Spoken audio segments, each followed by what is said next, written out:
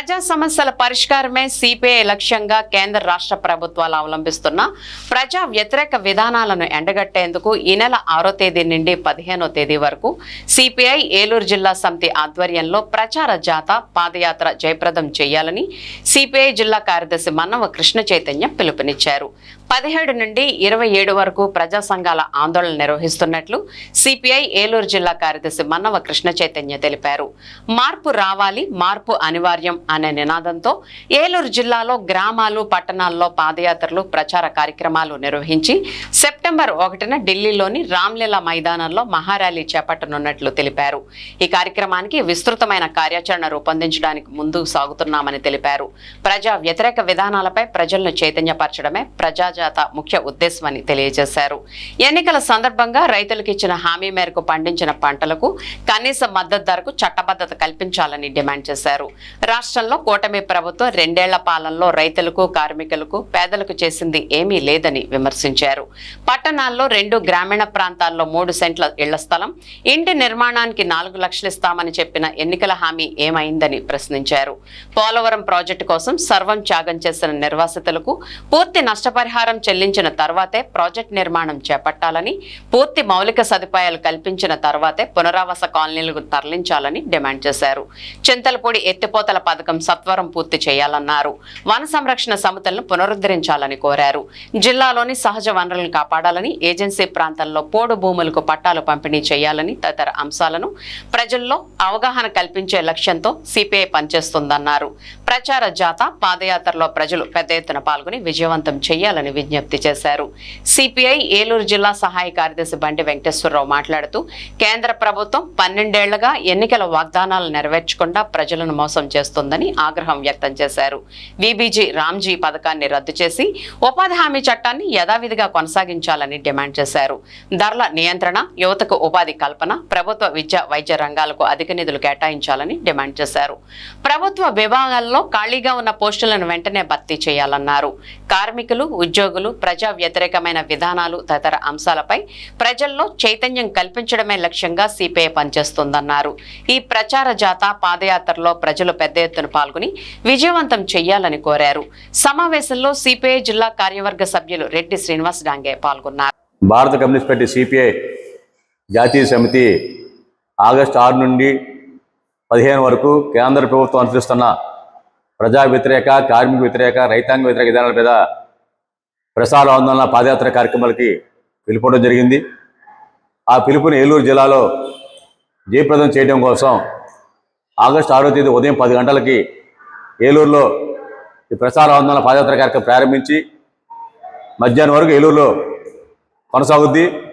కేంద్ర ప్రభుత్వం కానీ, రాష్ట్ర ప్రభుత్వం కానీ ఎన్నికల సందర్భంగా దేశ ప్రజలకి, రాష్ట్ర ప్రజలకి అనేక హామీలు ఇచ్చి ఏ ఒక్క హామీని అమలు చేయకుండా దేశ ప్రజల్ని, రాష్ట్ర ప్రజల్ని తీవ్రంగా మోసం చేసి, అదే సందర్భంలో కార్మికులు సాధించుకున్న 44 చట్టాలని కేంద్ర ప్రభుత్వం హరించి వేసి 4 కార్మిక కోట్లు తీసుకోవడం జరిగింది. దానికి వ్యతిరేకంగా పెద్ద ఎత్తున కేంద్ర కార్మిక సంఘాల ఆధ్వర్యంలో ఆందోళన జరుగుతుంది. ఇప్పటికైనా కేంద్ర ప్రభుత్వం ఏవైతే రద్దు చేసిన కార్మిక చట్టాలన్నాయో వాటన్నిటిని మళ్ళా పునరుద్ధరించి 44 కార్మిక చట్టాలని అమలు చేయాలని డిమాండ్ చేయడం జరుగుతుంది. అలాగే రైతులకు సంబంధించి అనేక సమస్యలు ఉన్నాయి. ఆ సమస్యలన్నింటి మీద కేంద్ర ప్రభుత్వం రైతులకి అనుకూల విధానాలు వాళ్ళు ఇచ్చిన హామీల ప్రకారమే స్వామినాథన్ కమిటీ సిఫార్సు అమలు చేసి రైతులను ఆదుకోవాలని చెప్పి కోరడం జరుగుతుంది. దేశ ప్రజల అలాగే రాష్ట్ర ప్రజల యొక్క సమస్యల పరిష్కారం కోసం సిపిఐ తలపెట్టిన ఈ ప్రసార ఆందోళన కార్యక్రమంలో సిపిఐతో పాటు వ్యవసాయ కార్మిక సంఘం, రైతు సంఘం, కార్మిక సంఘం, విద్యార్థి యువజన సంఘం, మహిళా సంఘాలతో పాటు అన్ని సంఘాల నాయకులు, కార్యకర్తలు పాల్గొని ఈ యొక్క ఆందోళన కార్యక్రమాన్ని జయప్రదం చేయాలని ప్రతి ఒక్కరికి విజ్ఞప్తి చేస్తున్నాం. దాని కార్యక్రమం జయప్రదం అనంతరం సెప్టెంబర్ 2వ తేదీన ఢిల్లీలో వేలాది మందితో రామ్లీలా మైదానంలో ర్యాలీ ఉంటుంది.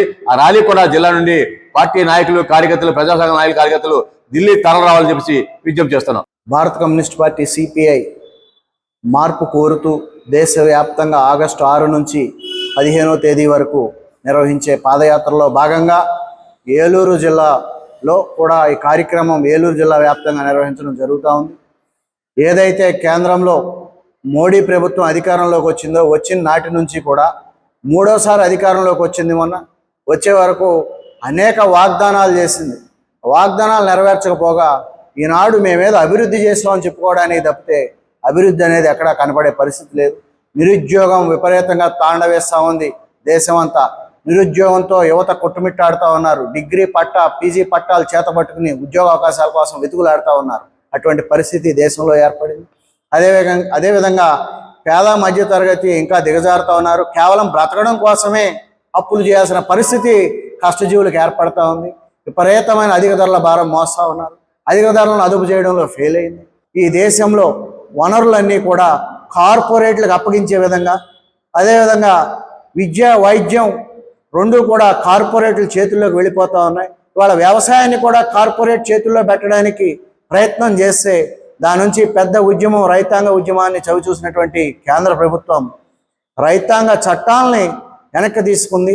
ఆనాడు ఇచ్చిన హామీలు ఏవైతే ఉన్నాయో, మినిమం సపోర్ట్ ప్రైస్ కానీ, ఆనాడు అసువులు బాసినటువంటి రైతాంగ నాయకులు ఎవరైతే ఉద్యమంలో అసువులు బాసారో వాళ్ళకి ఇస్తానన్న పరిహారం కానీ ఇచ్చిన దాఖలా లేవు. కాబట్టి ఇవన్నీ అమలు చేయాల్సిన అవసరం ఉంది.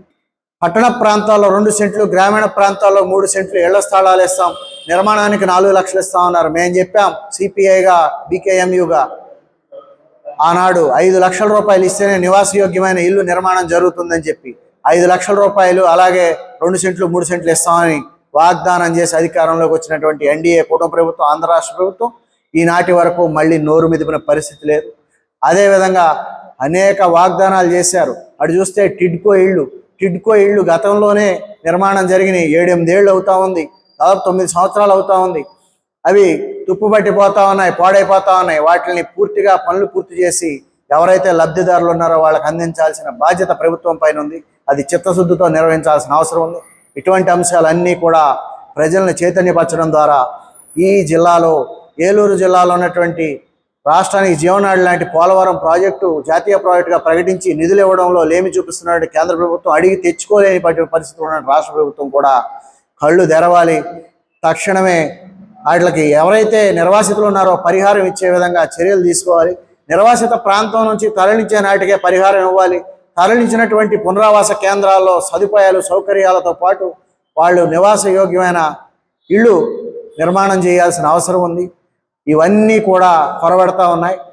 ఆగస్టు 6 నుంచి 15 వరకు జరిగే ప్రచార ఆందోళన కార్యక్రమాల్లో ప్రజలందరూ మమేకం అవడం ద్వారా ప్రజా సమస్యల పరిష్కారం కోసం ఈ ప్రభుత్వం అనుసరిస్తున్న ప్రజా వ్యతిరేక, రైతు వ్యతిరేక, కార్మిక వ్యతిరేక విధానాలని వ్యతిరేకిస్తూ ఈ ఆందోళనలో పాల్గొవాలని చెప్పి సెప్టెంబర్ 1వ తేదీన ఢిల్లీ రామ్లీలా మైదానంలో జరిగేటటువంటి ర్యాలీలో దేశవ్యాప్తంగా వస్తున్నటువంటి అనేక వర్గాల ప్రజలు సమస్యల పరిష్కారం కోసం జరుగుతున్నటువంటి ఉద్యమంలో మమేకం కావాలని చెప్పి కోరుతూ ఈ కార్యక్రమాలను జయప్రదం చేయాలని చెప్పి కోరుతున్నాం.